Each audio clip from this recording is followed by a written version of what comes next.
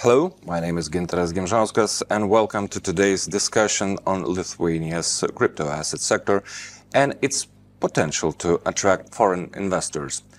As we approach the full implementation of the European Union's market in crypto assets regulation, or MiCA, Lithuania faces both challenges and opportunities. Known for its vibrant FinTech ecosystem, Lithuania has already established itself as a key player in the European financial innovation landscape. But the question remains, can it take the lead in the rapidly evolving crypto asset sector? To explore this topic, we are joined today by two distinguished guests. Christian Lenk, CEO of Wiki, a crypto company with ambitions in Lithuania. Hello. Hello. And Mykolas Majauskas, President and Board Member of the Crypto Economy Organizations. Hello. Hello. Mr. Lenk, could you briefly introduce Wiki and its operations in Lithuania? What are your plans for development, licensing, or investments here? Absolutely. So we're very happy. So I'm the CEO of Wiki, and Wiki is an exchange. We started as an exchange in Lithuania. Our ambition is very, very deep to Lithuania because we want to build a huge company in Lithuania. That means we started 2.5 years to build. We started with one employer. Today we have 7 employees in Lithuania, altogether 12, and we're growing. Our goal is to grow the company. Our goal is to get more employers and also building everything for the future. We apply for MiCA license, so we're full regulated. We've done everything to be one of the companies that have this standard in Europe. That's important to give confidence and a good feeling to the customers, and that's what we're doing. And we're very happy to build in Lithuania because maybe we're talking in the future a little bit more about. There are a lot of things that are very good here, and so we're happy to be here. How did you end up in crypto asset business? How we end up in crypto as a business? Yeah, you. Me personally. Is there a story behind that? Yeah, absolutely. I think I was working in financial business over 15 years in the old business way, I think. And the good thing and what I think is we have an old way and we have a new way. And the story was interesting. I was thinking about what is going on in the market, what are new opportunities, what's the digital world coming, what is the digital way. And then I find out about Bitcoin. It was 2016, and I bought Bitcoin at 511 euro in this time. And it was cool. Everybody was talking to me and said, "Oh, what are you doing? This is Mickey Mouse money. Nobody need it. Nobody need this digital stuff." And I say, "Okay, I think that's very interesting." I get in touch with it. I was study it, and I understand it. And in the time 2016. I said, okay, if it double, it will be a wonderful deal. It will be good, and I make money on Mickey Mouse. That was okay. Like you have stocks also, and you think about buying a good stock, and maybe had a good opportunity. It rises, and it's fine. And that was the same for me in this time. But nobody would believe what's happening, what the markets is doing, how many companies are in, what is this bringing to the world. And where we see a price, yesterday we had all-time high with $94,000. If you ask me, 2016 will Bitcoin go to $94,000? I would say, sure. But I think in this time, you say, hey, if it doubled, it was fine. And you see what's happening. So I think we're in a digital world, and everything what's starting in the digital part will be rising. It's like the internet in the past when everybody said, oh, we don't need VLAN, we don't need an internet, we don't need it. I think our life is completely in the internet, and that's what I see in digital assets also. And when you're looking at, as example, music, you had music in the past at home and then playing it on records. Today you do it with different partners. They're doing digital sound, or you do it with videos, or you're doing with pictures. So I think everything will be digital in the future, and that's what I see. So I think also digital assets are interesting, and so I think it's a part of involving Yeah. Let's talk a little bit about your choice. Absolutely. Why did you choose Lithuania as a base for your operations? What makes the country stand out compared to other countries? And let's say, if you were advising another company considering Lithuania, what would be the key selling points? Yes, I think for us it was very interesting when we started in Lithuania, and we looked at Lithuania, and we looked at different countries, and there are different things you look around when you're going somewhere. You don't go somewhere and said, okay, let's invest there. So you're looking in the country, you look in the government, you look the environment, what's going on in regulation, what's going on in the complete process when you build a company. And we come here, and it was very interesting because we say, hey, you have talents, you have great people. And that was one key point. If you find a business, you need a good infrastructure. You need good people, good educated people. People there are they have knowledge, and that was very important.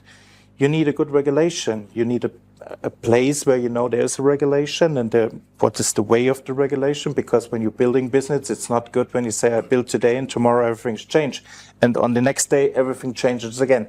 You need stability, and that was something that was here as well, that we know, okay, there is a way in regulation, there is good stuff, there is a good opportunity in this country. FinTech is a very big part here in Lithuania. We find out, wow, so many FinTech companies. And that was something that was very interesting for us to see.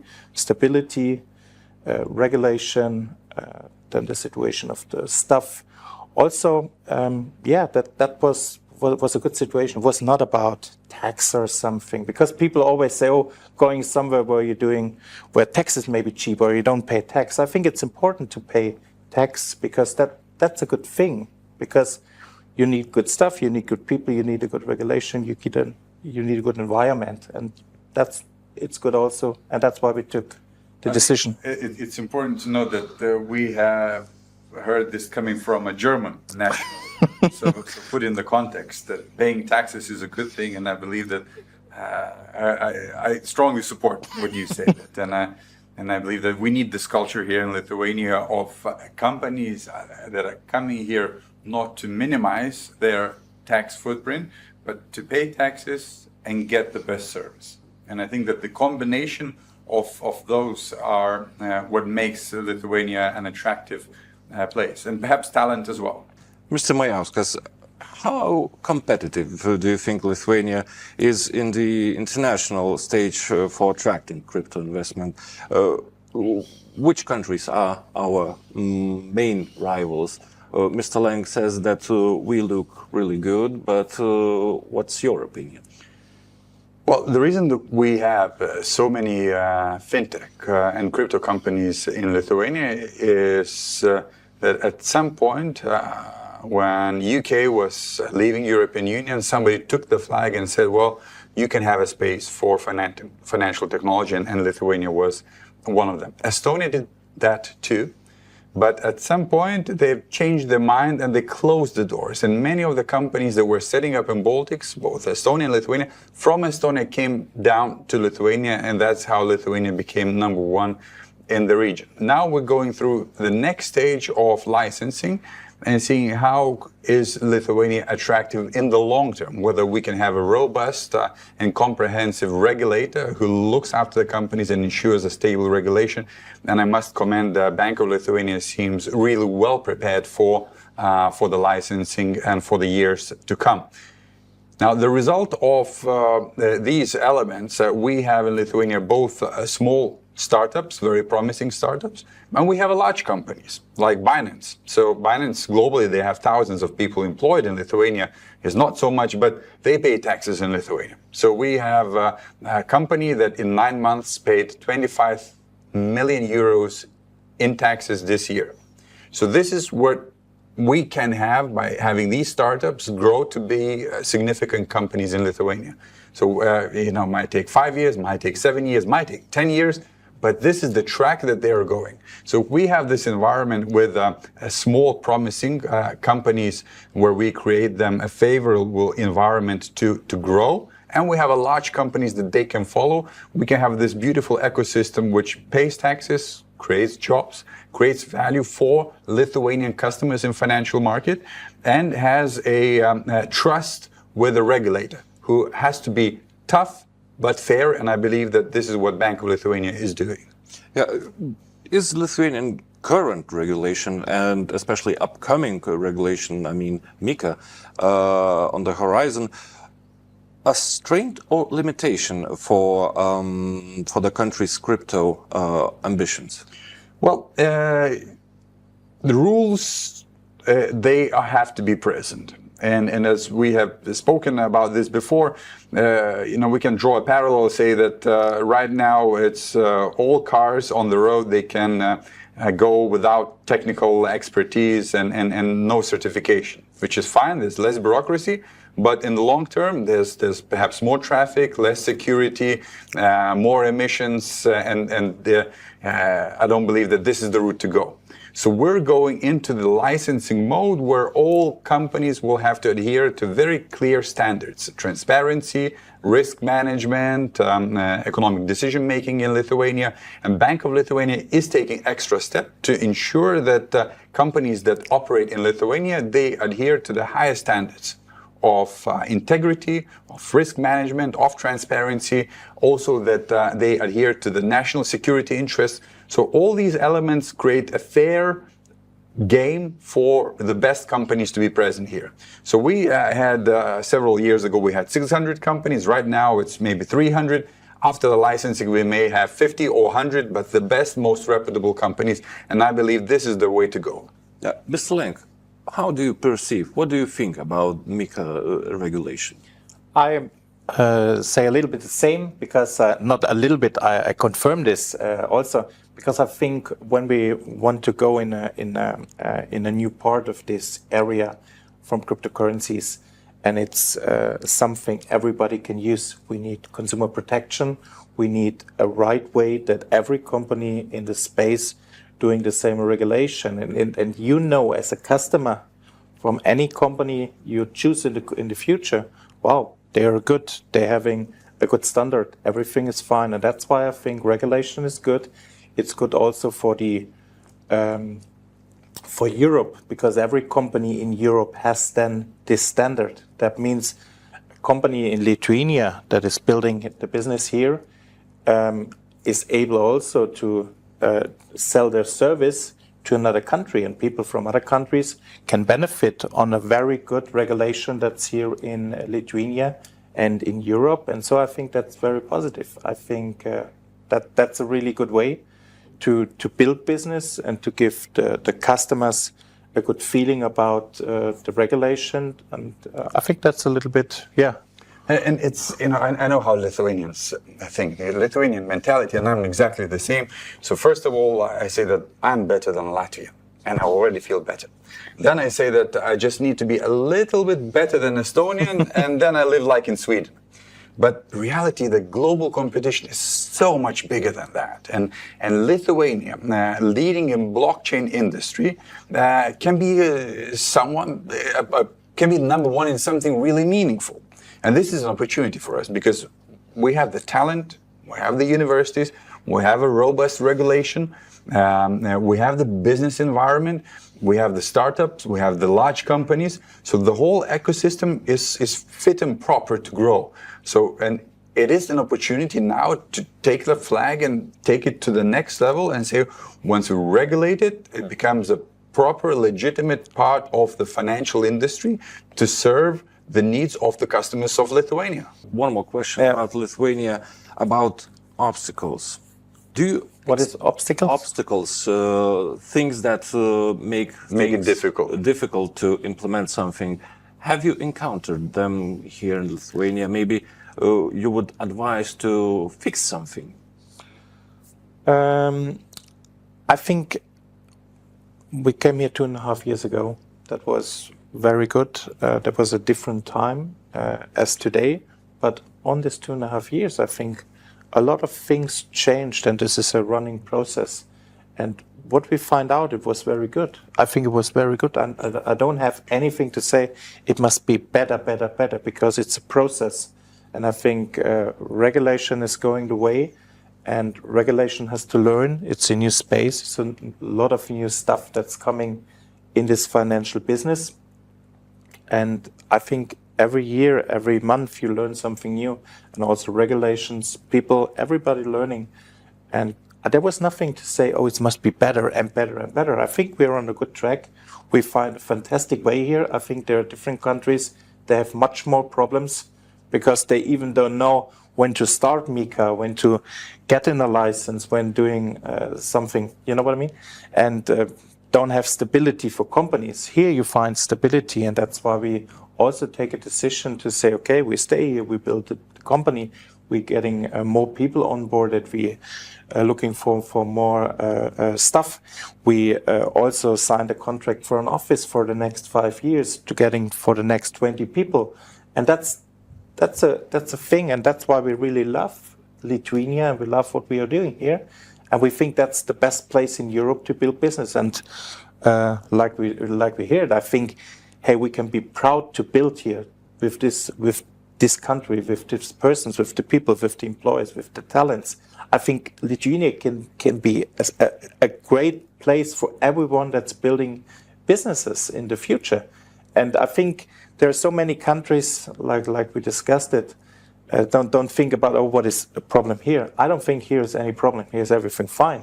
Maybe you can find everywhere a problem, but you have to look for a solution. And but I see there are more countries that have just more problems because they don't, more. Their focus is elsewhere. Yeah, I don't know where the focus is, but I think. Mr. Majauskas, our guest says that Lithuania has everything figured out. We have talents, we have environment, we have everything.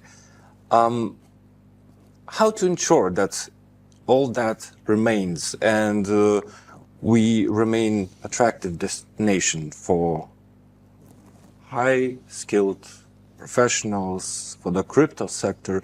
Is the country doing enough to train and retain such talent? It's a very good question. I say that it takes time to build the reputation of a favorable place to do business. It doesn't take a year or two, it takes a decade maybe. And countries really compete between each other for talent, for investment, for innovation, for opportunities. And we have a very interesting example of Estonia. So for many years, we're trying to catch up with Estonia. They had prudent financial regulation, they had prudent fiscal policy, they didn't have many deficits, they had low levels of national debt. So, and they were an example that we were following and trying to follow. But we see that they've changed their ways, changed their approach, changed their policies, and they're now lagging with economic growth, they're lagging with investments, they don't have as an attractive blockchain sector. And we see now that they realize that they're lagging behind, and now they would like to change it. But companies don't go there now because they're not sure that, okay, so we go there, but they might change their mind again. So therefore, it is very important that once Lithuania decides the way it wants to go, it strategically keeps that direction. And just, to give like an example, regardless of what government we have in Lithuania, whether it's the right or it's the left political parties, the international policy, international foreign relations is always towards the West. And that is very important for us. And this is why we have advanced so far in our international relations, in our diplomacy. The same thing, and the same thing important is for the businesses. So once we choose the direction, we keep it regardless of the change in government and change in parties. That allows a continuity and create the environment favorable for business. What do you envision for Lithuania's future, talking about European crypto landscape? Could Lithuania become a leading hub? It is already leading hub. So we already have some of the largest international companies here in Lithuania set up. They are looking to get license here. They are paying significant taxes.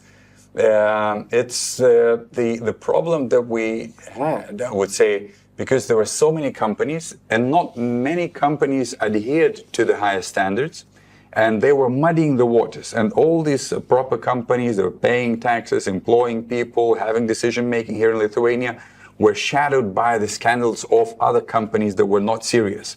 And the sooner we get MiCA license in place, the sooner we get licensed companies operating, the better it is for the reputation, for the customer protection, for the opportunities of Lithuania. So Lithuania has all opportunities to continue leading, lead the blockchain industry regionally at least, and be one of the hubs globally, not perhaps number one, because there's lots of things that are happening in Southeast Asia right now, Singapore, Hong Kong, South Korea.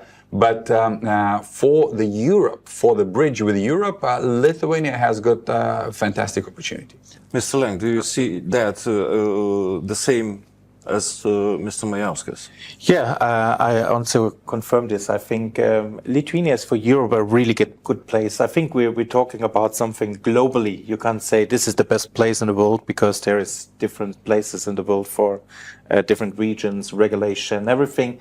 And like we heard it, I think there are places around the world. They're also very interesting because it's a region there, and because for Asia it's interesting, or if it's Africa in the future, or if it's the US or wherever. But I think for Europe we are here in the best place.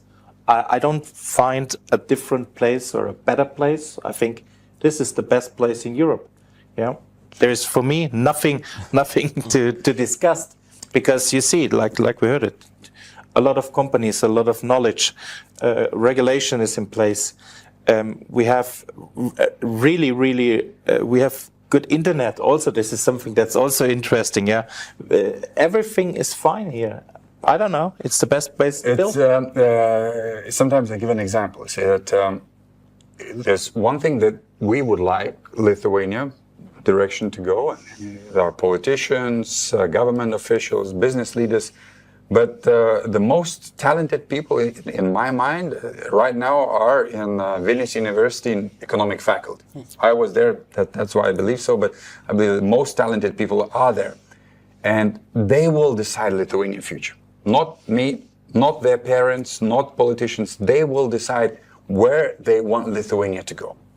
And if we were to give them a choice right now, say, look, after you finish economics faculty, you get your bachelor's, where do you want to work? And we have two options. One, they work for the largest Swedish retail bank.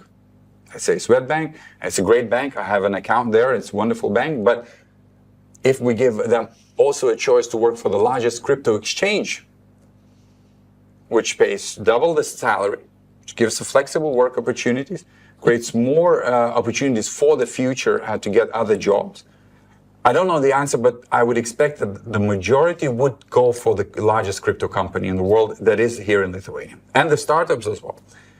And that shows me the direction that Lithuania is most likely to go. It's what the talented people, the youngest people that have the future of Lithuania in their hands, is what they will be creating and their choice that they'll be making. And if they're going to artificial intelligence, blockchain, longevity industry, this is where the future is. Yeah, absolutely. And I think the old economy, or all different companies from the old stuff, they are great. But I think startups and new companies doing much more for the new employers, for the people that are coming on board. We're taking them all to big conventions, going with them somewhere that they get more skill, that they get more information about the space. So we had a team in Amsterdam, we had a team now in Lisbon. And I think that's very important, to teach the people, help them also pay for their educational programs, that they say, I want to learn more, additional to the regular job. And that's what young companies are doing, because we know they are our future. And if we want to invest in our future, we invest also in the employees, that they getting more knowledge, because this is something that's the important thing. And also it's important to know that we see the change in political landscape in the United States, where most of the crypto business has started, and many companies started in US and moved to Europe and Southeast Asia. And now we see a huge change with President-elect himself, his family investing in crypto businesses. During his campaign, he visited crypto companies, visited crypto bars, paying with crypto money for merchandise. So that is the direction that the largest global economy is taking. So we may see a lot of international companies moving back to the United States with a change of regulation, change of attitude. And this is where the global direction of blockchain industry is also going. So we need to watch that space as well. Absolutely, absolutely. Yes, I had a question for both of you, and Mykolas already started answering it. I just wanted to ask, with global markets rapidly evolving, what are the key trends or innovations in the crypto sector that Lithuania should prioritize? Yeah, I think a global trend is to understand digital currencies and digital assets, I would say, because we are not only in currencies, because it's not a currency. That's very important. I think there are so many things. I think the main and biggest opportunity we have is the tokenization of assets. So the situation of real world assets, that will be a huge thing. What happened, because everything will be tokenized in the future. And so if it's art, if it's a financial product, if it's your flat, if it's whatever property, like we talked about, everything. And that's something what I see. There will be a huge market in the future. And that's what I see is the trend. Tokenization of assets in the future. And so one of the biggest things. And it's the financial services will be more decentralized and more people will have access to financial services. You will have more opportunities to save money and invest money seamlessly. Right now, many of us, we hold cash in our savings account just to buy coffee or buy breakfast. But we very well know that rich people, they hold not the cash, but they hold their money in investments. But the average person like myself, I hold the cash in my account. And that cash goes down in value every single day. So what many countries are evolving and moving into is that the cash that you hold in your account is constantly invested in assets, not necessarily crypto assets, stocks and other places, bonds, and that when you buy your coffee, you pay with Tesla shares or Apple shares. So you tokenize your assets and you make those payment decisions. So there are many elements that are coming into financial industry and financial services. And for the benefit of general broad population, not just the richest people that have those services available for them within the private banking industry. There are some experts saying that it's kind of risky to put all eggs in one basket, meaning that everything is tokenized, digitized. What if the internet goes down? What if electricity goes down, electric grid goes down? What then? I think you talk about the situation. It's not only digital, because don't care if you hold a stock, if you hold a crypto, if you hold any other asset. They are all stored on the internet, like you said.